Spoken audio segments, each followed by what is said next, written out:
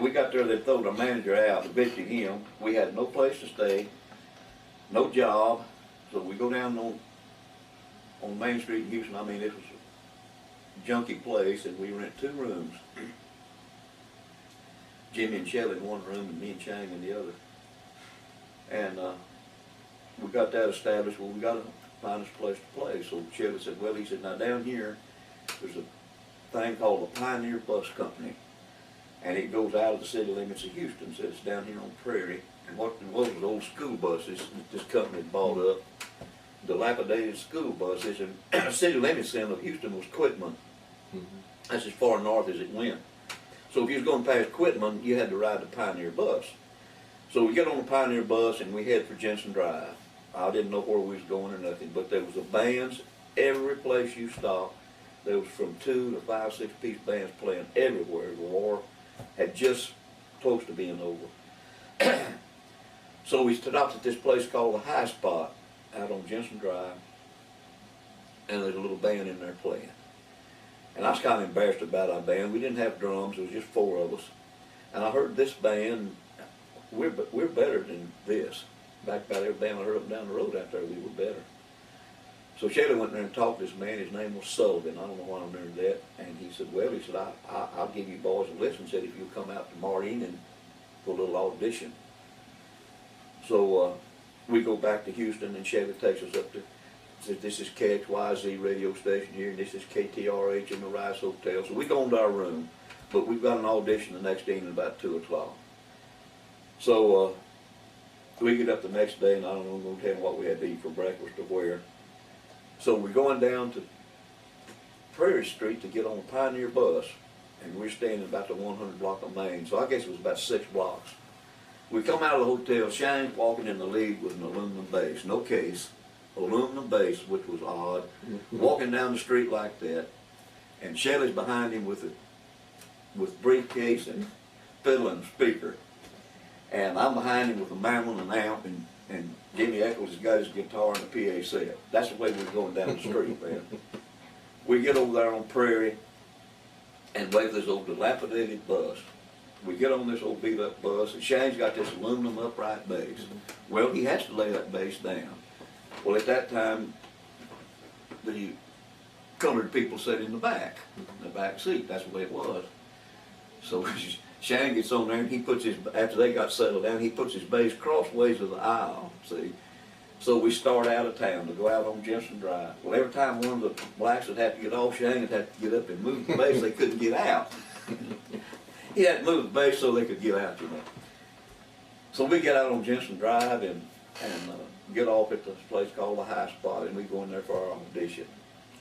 And Shelley on fiddle, I had the mandolin, and Jimmy on the guitar, and Shane on bass. And we really impressed the guy, so he hired us on the spot.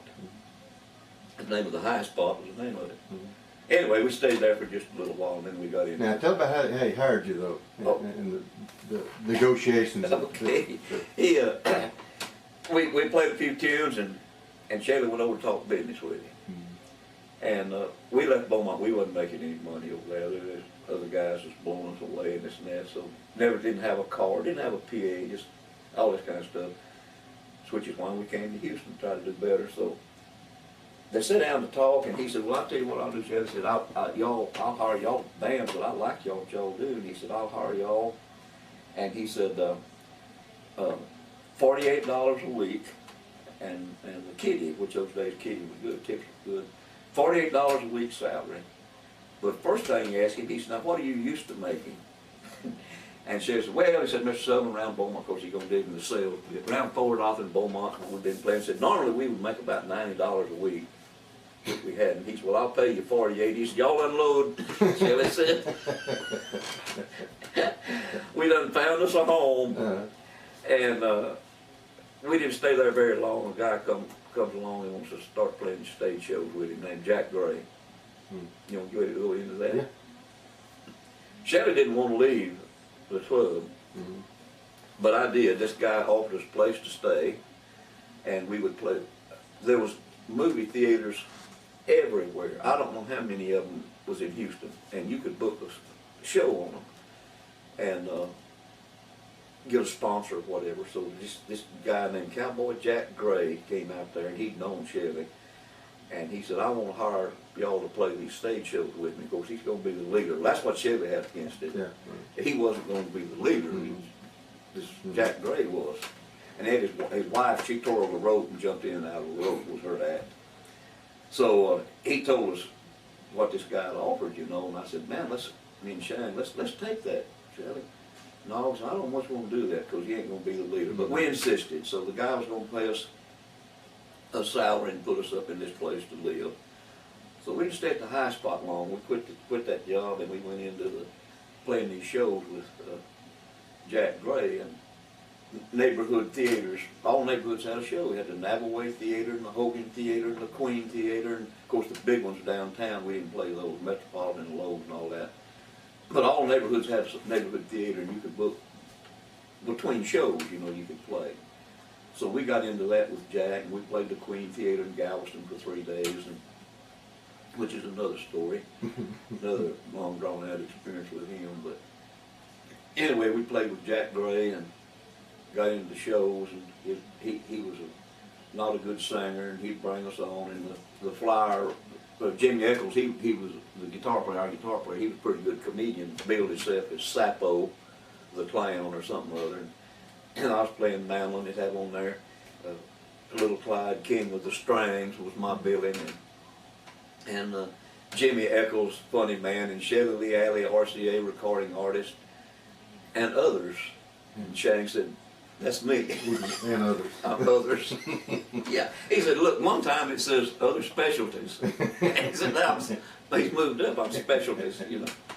And anyway, we've done that for a while. And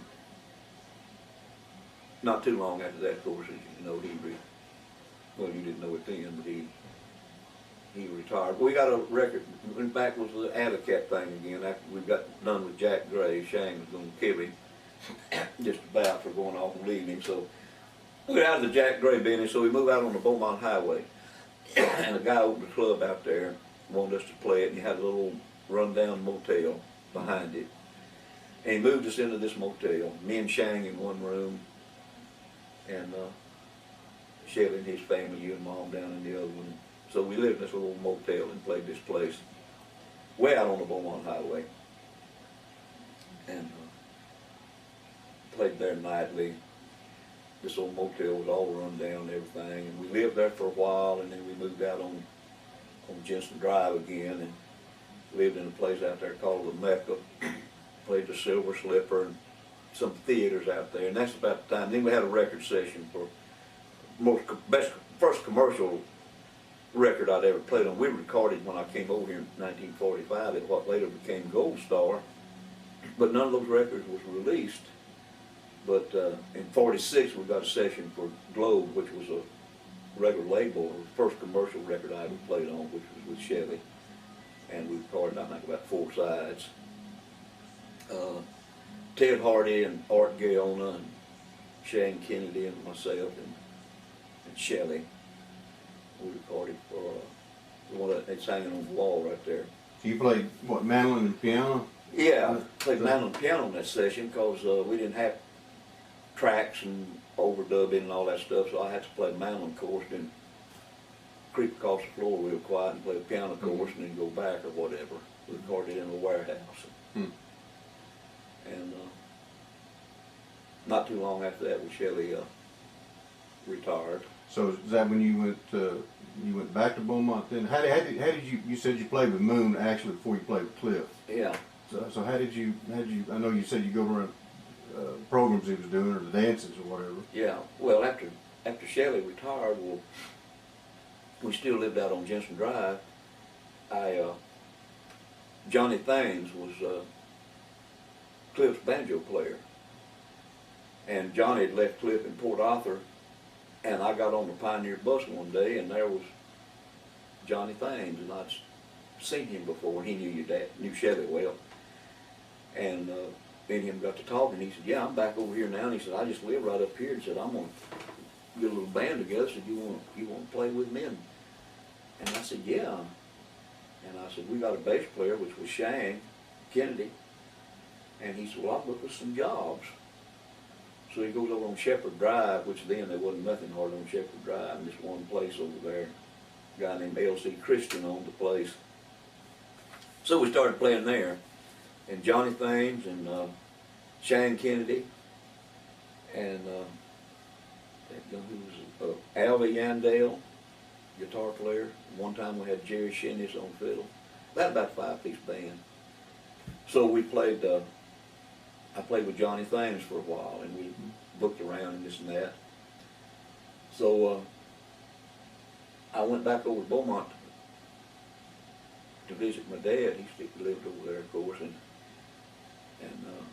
listened to a radio program, and there was a band on there called the Blue Bonnet Playboys, and they knew of me, and I didn't know any of them that well. And went down to the radio program and this and that, so they was playing a job that night, so they asked me to play with them.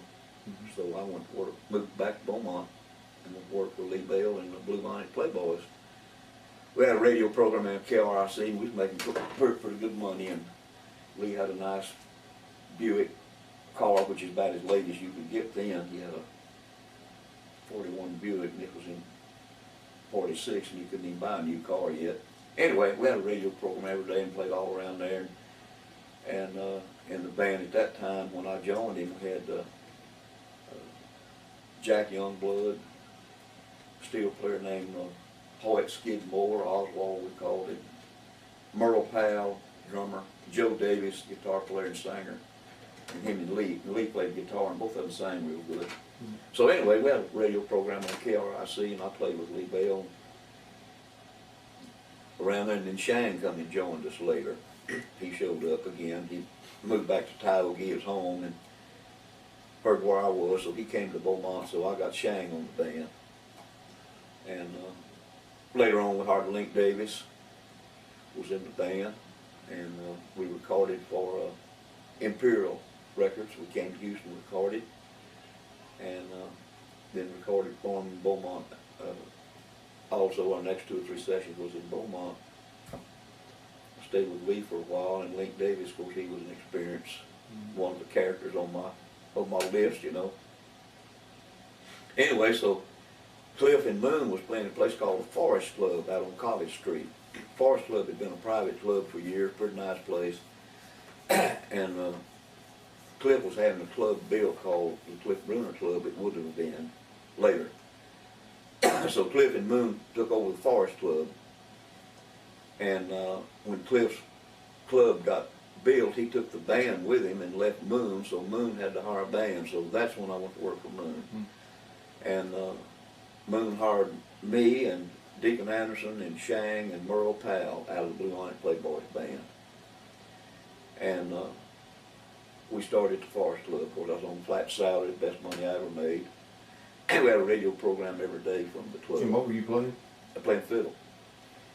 When Moon had to be off, I played piano because I listened to him so much I could imitate him pretty close. Anyway, but basically I was playing fiddle.